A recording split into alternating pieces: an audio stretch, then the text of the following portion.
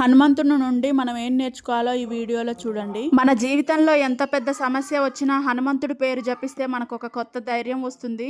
జై హనుమాన్ అని ఒక్కసారి మనస్ఫూర్తిగా పలికితే మనలోని భయం పోయి నమ్మకం పెరుగుతుంది. అలాగే ప్రపంచంలో భక్తి, బలం, వినయం కలిసిన మహానుభావుడు ఎవరైనా ఉన్నారంటే అది ఖచ్చితంగా శ్రీ ఆంజనేయ స్వామి. అంజనీదేవి కుమారుడిగా జన్మించిన హనుమంతుడు చిన్నప్పటి నుంచే అసాధారణ శక్తుల్ని ప్రదర్శించాడు. ఒకసారి ఆకలేస్తుందని ఉదయించే సూర్యుడిని చూసి పండనుకొని ఆకాశంలో ఎగిరి పట్టుకునేందుకు ప్రయత్నించాడు. అప్పుడే ఆయన శక్తి ఎంత అపారమో దేవతలు గ్రహించారు. హనుమంతుడు కేవలం బలశాలి మాత్రమే కాదు, ఆయనలో అపారమైన భక్తి ఉంది. శ్రీరాముడిపై ఆయనకున్న ప్రేమ, విశ్వాసం మాటల్లో చెప్పలేనిది. రామాయణంలో హనుమంతుడి పాత్ర ఎలాంటిదో మనందరికీ తెలుసు. సీతమ్మ గారిని వెతకడానికి సముద్రాన్ని దాటిన ఘనత హనుమంతుడిదే. ఒక్క దూకుతో లంకకు వెళ్ళి అక్కడ రాక్షసులను ఎదుర్కొని సీతమ్మ గారిని కనుక్కున్నాడు. ఆమెకి శ్రీరాముడి ఉంగరం చూపించి ఆమెలో ఆశ నింపాడు. లంకలో ఆయన చేసిన సాహసాలు మరవలేనివి. రాక్షసులు ఆయన్ను పట్టుకొని తోకకు నిప్పంటించినప్పుడు అదే నిప్పుతో లంకకు దహనం చేశాడు.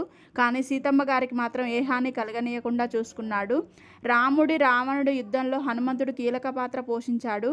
లక్ష్మణుడు మూర్ఛపోయినప్పుడు సంజీవని పర్వతాన్ని తీసుకొచ్చి ఆయన ప్రాణాలని కాపాడాడు. ఇది ఆయన శక్తి మాత్రమే కాదు, ఆయనకున్న సేవాభావానికి నిదర్శనం. హనుమంతుడు ఎప్పుడూ తన శక్తిని గర్వంగా చూపించలేదు. నిస్వార్థ సేవ మనందరికీ ఆదర్శం. రాముడి సేవే నా జీవితం అని భావించిన మహానుభావుడు. హనుమంతుడిని భక్తితో ప్రార్థిస్తే భయాలు తొలుగుతాయని, ధైర్యం పెరుగుతుందని నమ్మకం ఉంది. ప్రత్యేకంగా మంగళవారం, శనివారం ఆయన్ను పూజించడం ఎంతో మంచిది. హనుమంతుడు మనకు చెప్పే ముఖ్య ఉద్దేశం ఏంటంటే, శక్తి ఉన్నా వినయం ఉండాలి. భక్తి ఉంటే అసాధ్యం అనేది ఏదీ లేదు. సేవ చేయడం ద్వారా మన జీవితానికి అర్థం వస్తుంది. మన జీవితంలో సమస్యలు వచ్చినప్పుడు హనుమంతుడిని గుర్తు చేసుకుంటే ధైర్యం వస్తుంది. ఆయన లాంటి నమ్మకం, శ్రద్ధ ఉంటే ఏ లక్ష్యాన్నైనా సాధించగలం. హనుమంతుడు వాయుదేవుని అంశగా పుట్టాడు. అందుకే ఆయన్ని వాయుపుత్రుడుగా అని పిలుస్తారు. గాలి ఎంత వేగంగా ఎక్కడికి ఎలాగో చేరుతుందో అలాగే హనుమంతుడి శక్తి కూడా అడ్డులేని దాటిలా ఉంటుంది. అందుకే ఆయన చిన్నప్పుడే దేవతలు ఎన్నో వరాలు ఇచ్చారు. కానీ తన శక్తిని ఎప్పుడు ఉపయోగించాలో తెలుసుకునేంత వరకు కొంతకాలం తన శక్తిని మర్చిపోయాడు. తర్వాత జాంబవంతుడు వచ్చి గుర్తు చేయగానే తన అసలు శక్తిని చూపించాడు. మనలో కూడా చాలా శక్తి ఉంటుంది, కానీ దాన్ని గుర్తించాలి, నమ్మాలి. హనుమంతుడు చిరంజీవిగానే పరిగణించబడతాడు. అంటే ఆయన ఇంకా భూమి మీదనే ఉన్నాడని హిందూ సాంప్రదాయం చెబుతుంది. భక్తులు ఎక్కడ ఆయన నిజమైన హృదయంతో పిలిచినా అక్కడ ఆయన ఆశీర్వాదం ఉంటుంది అని నమ్మకం. హనుమంతుడి శరీరం బలానికి ప్రతీక అయితే ఆయన మనసు భక్తికి ప్రతీక.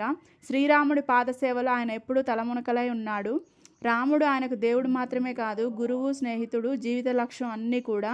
అందుకే హనుమంతుడు తన హృదయాన్ని చీల్చి చూపించినప్పుడు అందులో శ్రీరాముడు, సీతమ్మ గారే కనిపించారు. ఇది భక్తి యొక్క అత్యున్నత స్థాయి.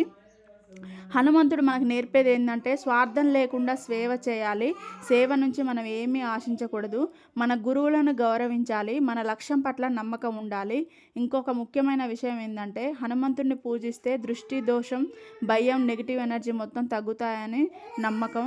అందుకే చాలామంది ఇంట్లో కూడా హనుమంతుడి ఫోటో, విగ్రహం ఉంచుతారు. ప్రత్యేకంగా పిల్లల కోసం, ధైర్యం, ఆరోగ్యం కోసం ఆయన్ని ప్రార్థిస్తారు. జీవితాంతం తన శక్తిని, మనసుని పూర్తిగా భక్తికే అంకితం చేశాడు. రామాయణం ముగిసిన తర్వాత కూడా హనుమంతుడు శ్రీరాముడి సేవలోనే ఉన్నాడని కథలు చెబుతున్నాయి. రాముడు వైకుంఠానికి వెళ్ళినా హనుమంతుడు మాత్రం భూమిపై ఉండి భక్తుల్ని రక్షిస్తూనే ఉన్నాడు. ఈ వీడియో మీకు నచ్చితే తప్పకుండా ఒక లైక్ చేయండి. మీకు హనుమంతుడిపై భక్తి ఉంటే జై హనుమాన్ అని కామెంట్ రాయండి. ఇలాంటి భక్తి వీడియోలు చూడాలంటే మా ఛానల్ని సబ్స్క్రైబ్ చేసుకోండి. శ్రీ హనుమంతుడి ఆశీస్సులు మీ అందరికీ ఎల్లప్పుడూ ఉండాలి. జై శ్రీరామ్, జై హనుమాన్.